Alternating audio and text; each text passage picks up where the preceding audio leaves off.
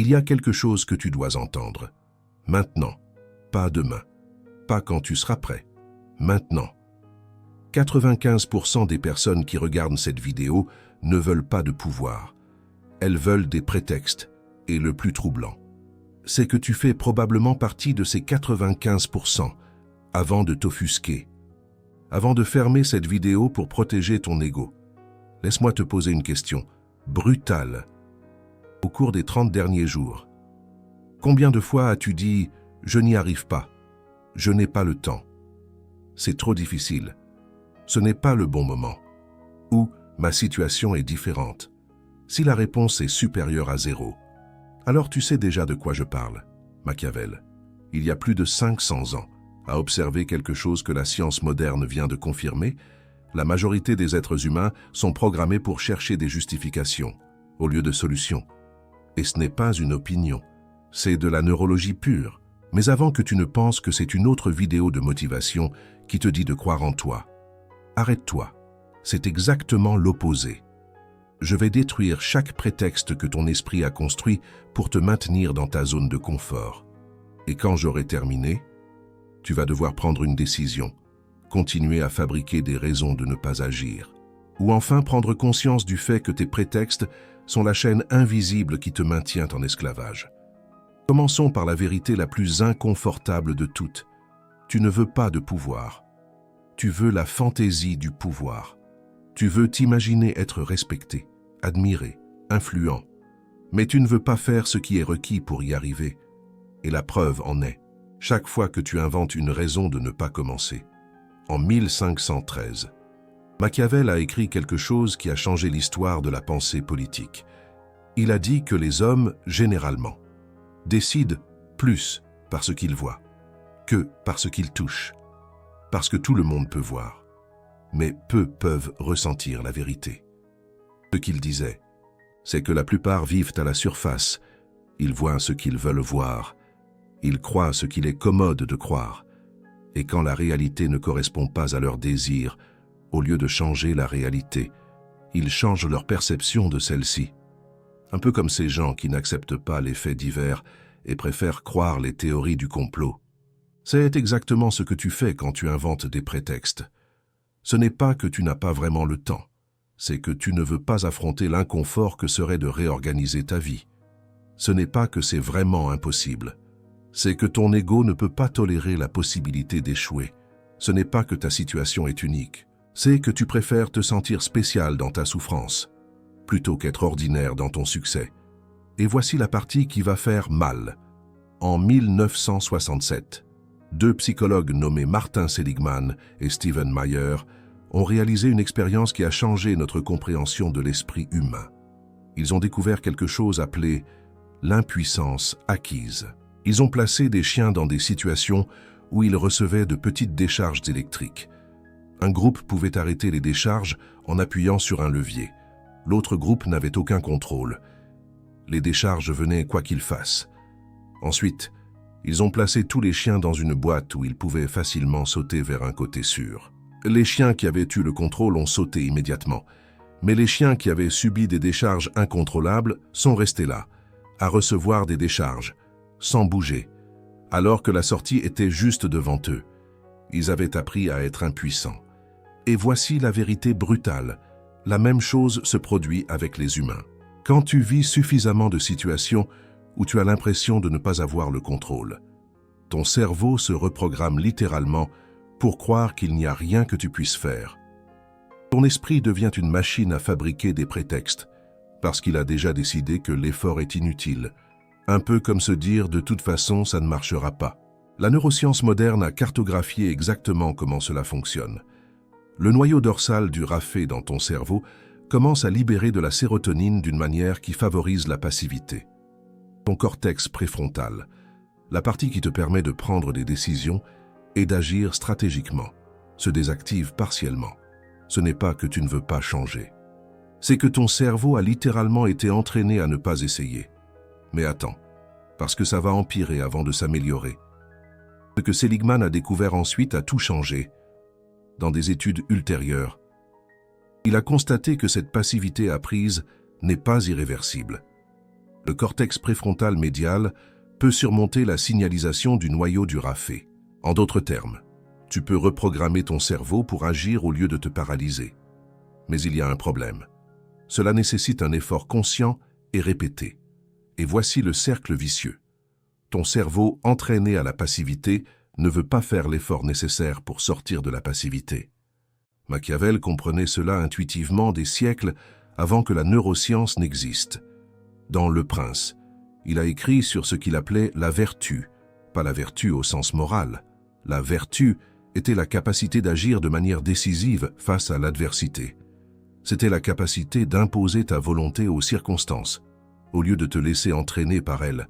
Et Machiavel a observé que cette vertu était extrêmement rare. Pas parce que les gens ne pouvaient pas la développer, mais parce qu'ils préféraient ne pas le faire. C'était plus facile de blâmer la fortune, les circonstances, les autres. C'était plus confortable d'être victime que d'être l'architecte de son propre destin. 500 ans plus tard, une étude de 2020 a introduit un concept appelé « tendance à la victimisation interpersonnelle ». Les chercheurs ont constaté que certaines personnes développent la victimisation comme un trait stable de personnalité. Ce n'est pas seulement que de mauvaises choses leur arrivent, c'est que leur identité se construit autour du fait d'être des victimes. Et voici ce qui est perturbant. Ces personnes ne veulent pas cesser d'être des victimes, parce qu'être une victime leur donne quelque chose. Cela leur donne un prétexte permanent pour ne pas essayer. Cela leur donne de l'attention et de la sympathie. Cela leur donne une identité stable, même si c'est une identité de souffrance. Demande-toi honnêtement, quelle part de ton identité est construite autour de tes limitations? Combien de fois as-tu raconté l'histoire de la raison pour laquelle tu ne peux pas faire quelque chose? Combien de réconfort trouves-tu à expliquer tes échecs? Si la réponse t'incommode, tant mieux. Cet inconfort est le premier pas pour sortir des 95%. Maintenant, je vais te dire quelque chose qui contredit tout ce que tu crois sur la motivation et le succès. Le problème n'est pas que tu manques de motivation. Le problème est que tu as trop de motivation pour rester où tu es. Pense-y. Ton cerveau est incroyablement motivé pour éviter la douleur. Il est motivé pour conserver l'énergie. Il est motivé pour maintenir le statu quo. Parce que ce qui est connu se sent en sécurité, même si c'est misérable. Chaque prétexte que tu inventes, c'est ton cerveau qui te protège de la douleur perçue du changement. Ce n'est pas que tu es faible, c'est que ton système nerveux fait exactement ce pourquoi il a évolué pendant des millions d'années. Le chercheur Gay Hendricks a décrit quelque chose appelé « le problème de la limite supérieure ».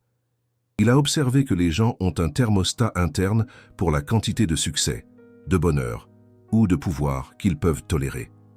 Quand tu commences à dépasser cette limite, inconsciemment, tu saboteras ton propre progrès. Pour revenir à ta zone de confort, tu as déjà vu ça en toi-même. Tu commences quelque chose de nouveau avec enthousiasme. Les choses se passent bien. Et soudain, tu trouves des raisons de t'arrêter. Tu tombes malade. Une crise surgit. Il y a toujours quelque chose qui apparaît. Ce n'est pas une coïncidence. C'est ta limite supérieure qui s'active. Machiavel écrivait que la fortune est comme un fleuve. Quand il est calme, personne ne pense à construire des digues, mais quand il déborde, il détruit tout sur son passage. Ceux qui ont de la vertu construisent des digues avant l'inondation. Ceux qui n'en ont pas se noient en se plaignant du temps. Tes prétextes sont ta façon de te plaindre du temps, tout en refusant de construire la digue. Maintenant, la partie que personne ne te dit sur le pouvoir réel. Le pouvoir n'est pas le contrôle sur les autres, c'est ce que croient les faibles.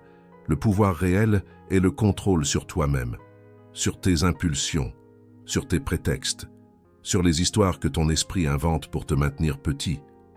Machiavel comprenait que le véritable ennemi n'est pas à l'extérieur. Le véritable ennemi est la partie de toi qui préfère le confort de l'échec connu au risque du succès inconnu. Carol Dweck, chercheuse à Stanford, a passé des décennies à étudier ce qu'elle a appelé l'état d'esprit fixe versus l'état d'esprit de croissance.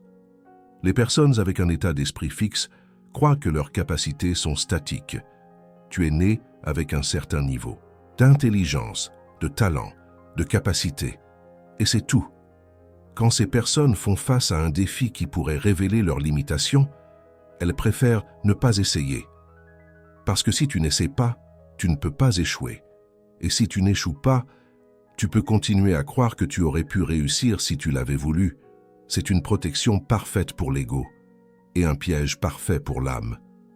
Les personnes avec un état d'esprit de croissance voient les défis comme des opportunités pour se développer. L'échec n'est pas une preuve de limitation permanente. C'est une information sur ce qui doit être amélioré. Mais voici le piège. Changer d'un état d'esprit fixe à un état d'esprit de croissance nécessite d'abandonner l'identité que tu as construite autour de tes limitations. Cela nécessite de cesser d'être la personne qui « je n'y arrive pas » et de commencer à être la personne qui « je n'y arrive pas encore mais je travaille dessus » et c'est terrifiant parce que cela signifie que tu n'as plus de prétexte. Des chercheurs de l'université de Sheffield ont découvert qu'environ 20% de la population adulte a des problèmes chroniques de procrastination. Mais le plus intéressant est ce qu'ils ont découvert sur la raison pour laquelle nous procrastinons. Ce n'est pas de la paresse, c'est de la peur. Peur de ne pas être à la hauteur. Peur de découvrir nos véritables limitations.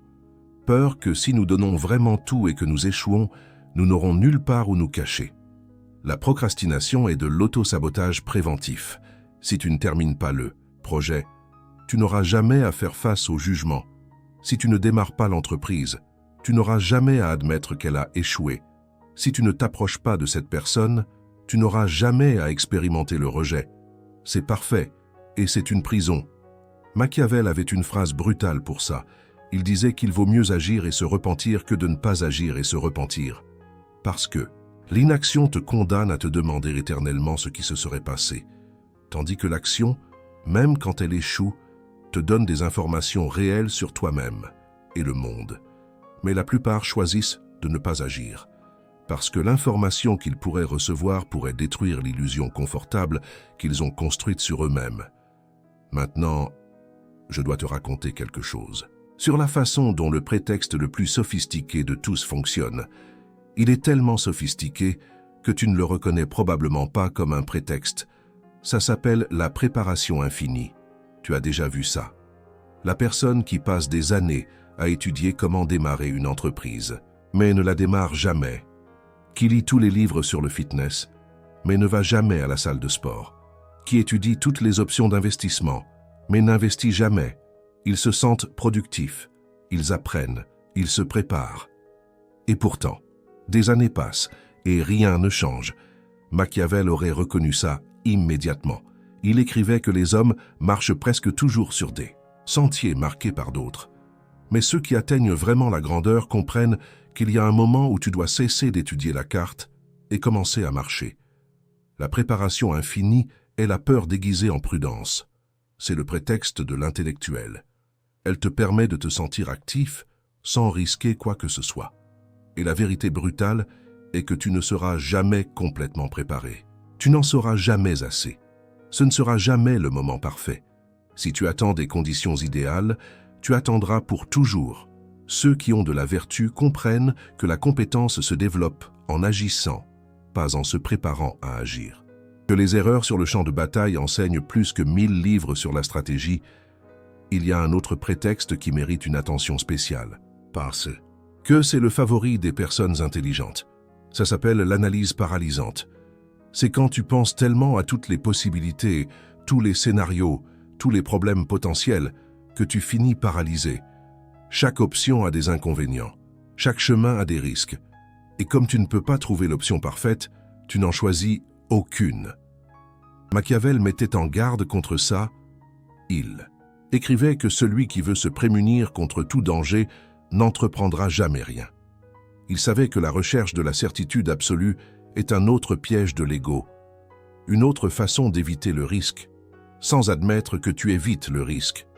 Les personnes qui réussissent n'ont pas plus de certitude que toi. Elles sont simplement prêtes à agir avec incertitude. Elles comprennent que la clarté vient après l'action, pas avant. Mais ton esprit te convainc que tu as besoin de plus d'informations, plus d'analyse, plus de temps pour réfléchir. Et pendant que tu réfléchis, la vie passe, les opportunités se ferment, et tu restes exactement là où tu as commencé, seulement avec plus de connaissances théoriques que tu n'appliqueras jamais. Le psychologue Barry Schwartz a documenté quelque chose, appelé le paradoxe du choix. Il a découvert qu'avoir plus d'options ne nous rend pas plus heureux ni plus décidés. Cela nous paralyse. Cela nous fait craindre de mal choisir. Et cette paralysie est un autre prétexte sophistiqué pour ne pas agir. Machiavel aurait dit qu'une décision médiocre exécutée est infiniment supérieure à une décision parfaite imaginée. Parce que la décision exécutée te donne le retour d'informations réelles. Elle te permet d'ajuster, d'avancer. Tandis que la décision imaginée te maintient seulement coincé dans ta tête. Maintenant, je vais te donner la méthode de Machiavel pour détruire tes prétextes. Mais tu dois d'abord comprendre pourquoi cela fonctionne. Ton esprit fabrique des prétextes parce qu'il croit qu'il te protège. Il pense qu'il est utile. Il évite que tu t'exposes à la douleur, à l'échec, à la honte. Le problème est que cette protection a un coût. Elle te maintient petit. Elle te maintient impuissant. Elle te maintient exactement là où tu es, pendant que la vie passe. Machiavel comprenait que pour gagner du pouvoir, il faut d'abord cesser de se mentir à soi-même.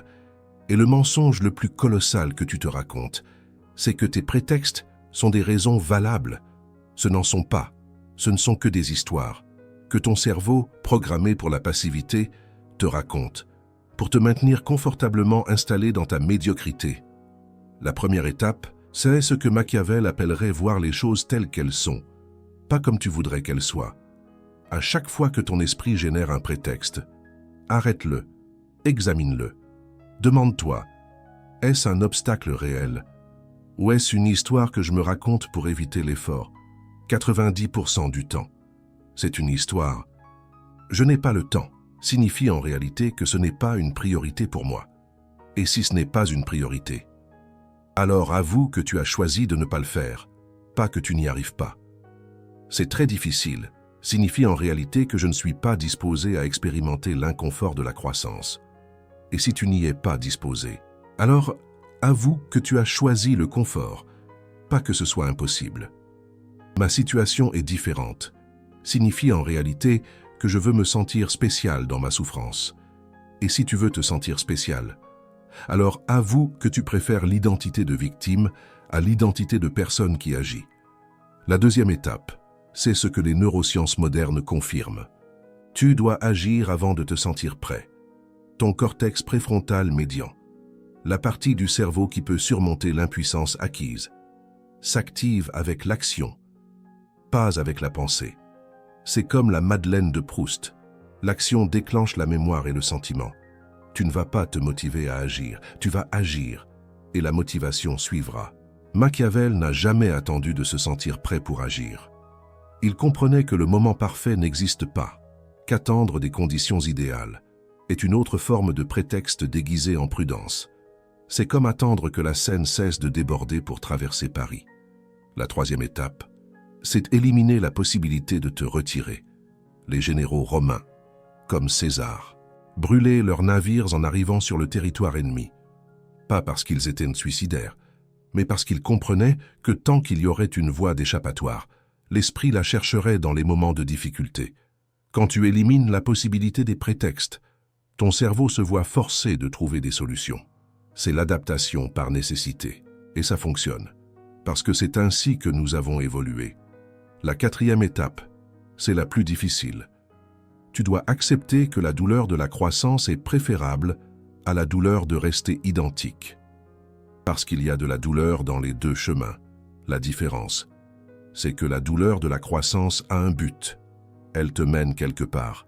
Tandis que la douleur de rester coincé s'accumule simplement. Elle se transforme en regret. Elle se transforme en ressentiment. Elle se transforme en cette sensation de vide. Quand tu regardes en arrière et que tu vois tout ce que tu aurais pu être, la cinquième étape, c'est créer ce que Machiavel appelait necessita. Nécessité. Les humains sont incroyablement capables quand ils n'ont pas d'autre option. Quand la survie est en jeu, les prétextes disparaissent.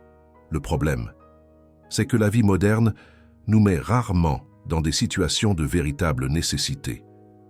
Il y a toujours une sortie facile. Il y a toujours moyen de remettre à plus tard.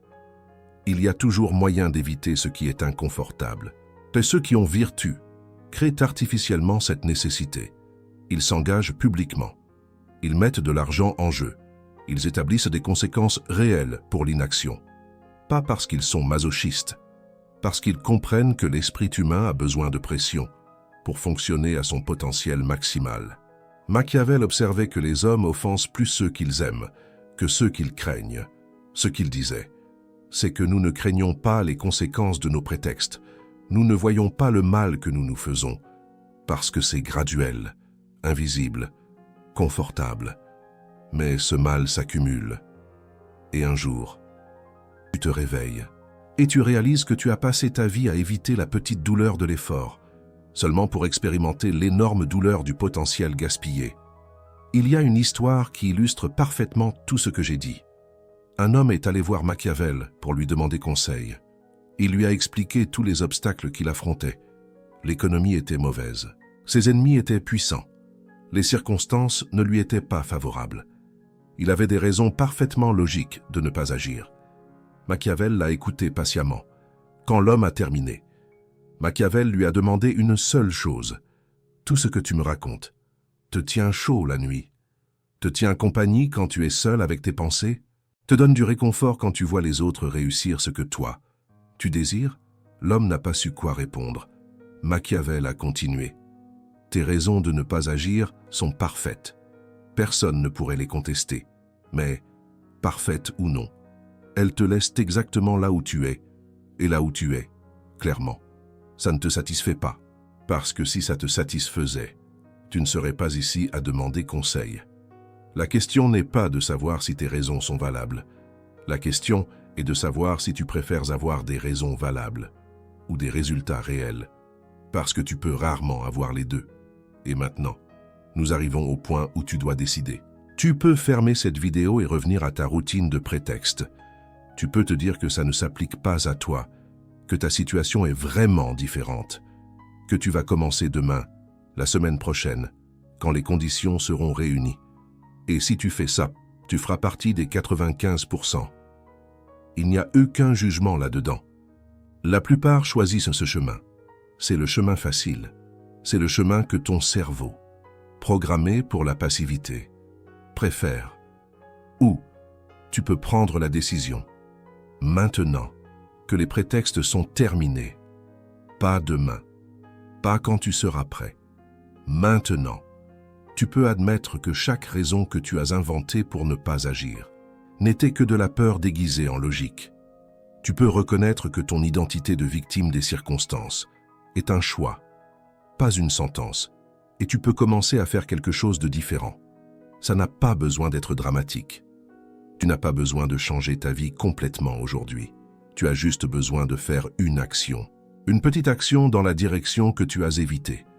Parce que chaque action, aussi petite soit-elle, reprogramme ton cerveau un peu. Elle affaiblit les circuits de passivité. Elle renforce ton cortex préfrontal. Elle te fait passer des 95% aux 5%. Machiavel disait que la fortune favorise les audacieux. Mais ce n'était pas du romantisme. C'était l'observation froide de la façon dont le monde fonctionne. Ceux qui agissent créent des opportunités. Ceux qui attendent les conditions parfaites attendent pour toujours. Si tu es arrivé jusqu'ici, tu es déjà différent de la plupart. La plupart ont abandonné il y a quelques minutes. Quand ça a commencé à devenir inconfortable. Quand les vérités ont commencé à piquer. Mais être ici ne suffit pas. Écouter ne suffit pas. Comprendre intellectuellement ne suffit pas.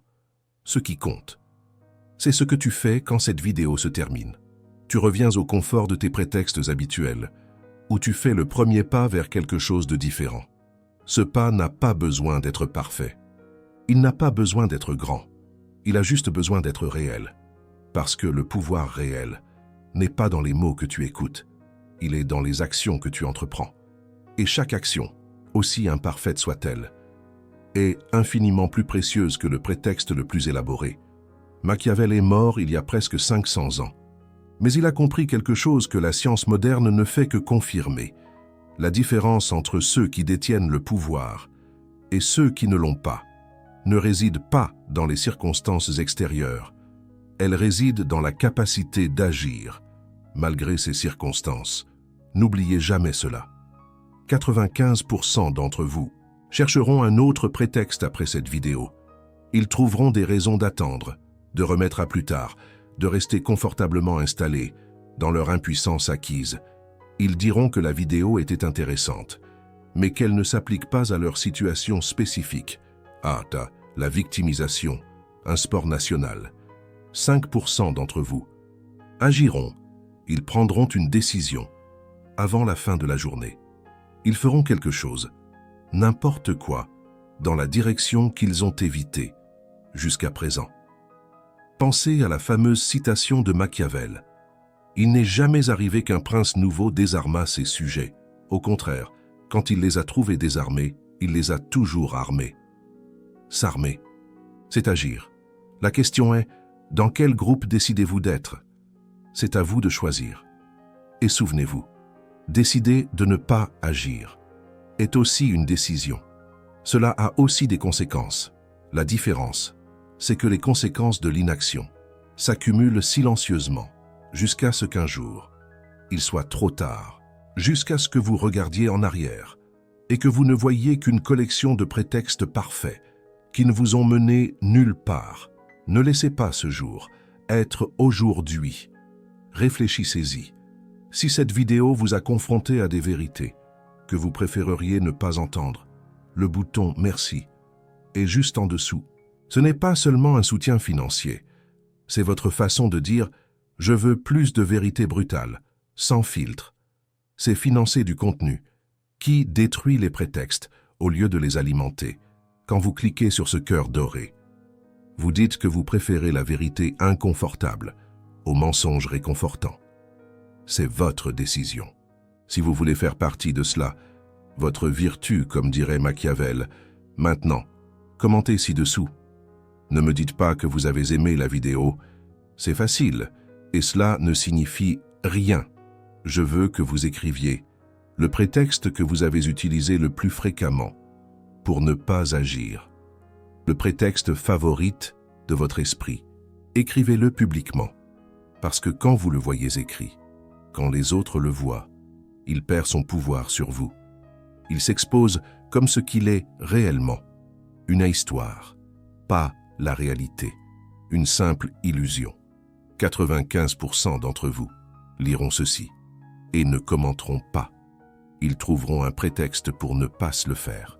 Ils diront qu'ils n'ont pas le temps, qu'ils le feront plus tard, que leur prétexte est trop personnel ou trop honteux. 5% d'entre vous écriront leur prétexte et commenceront à le détruire. Aujourd'hui, comme Jeanne d'Arc face à ses accusateurs, lequel allez-vous être?